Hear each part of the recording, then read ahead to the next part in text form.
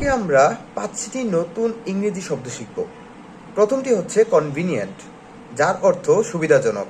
It's convenient for me to learn English by watching this video দেখে ইংরেজি শেখা আমার জন্য সুবিধাজনক। সেকেন্ড যে ওয়ার্ডটা সেটা হচ্ছে ইমিটেশন, অর্থ নকল করা। This isn't real, it's an imitation. এটা আসল নয়, এটা একটা নকল। 3 নম্বর ওয়ার্ডটা হচ্ছে রিলাই। রিলাই মানে হচ্ছে ডিপেন্ড করা বা নির্ভর করা। আই রিলাই অন ইউ, আমি তোমার উপর নির্ভর করি। ফোর্থ যে ওয়ার্ডটা সেটা হচ্ছে শর্টেড ইনটু, অর্থাৎ সাজানো। The book were sorted into big and small, বইগুলো ছোট এবং বড় আকারে সাজানো হয়েছিল। 5 নাম্বার এবং ফাইনাল ওয়ার্ডটা হচ্ছে মোমেন্টারিলি, অর্থাৎ কিছুক্ষণের জন্য। হি ওয়াজ মোমেন্টারিলি সারপ্রাইজ, সে কিছুক্ষণের জন্য অবাক হয়েছিল। ডে 2 তে আরো 5টি নতুন শব্দ শেখার জন্য সাবস্ক্রাইব।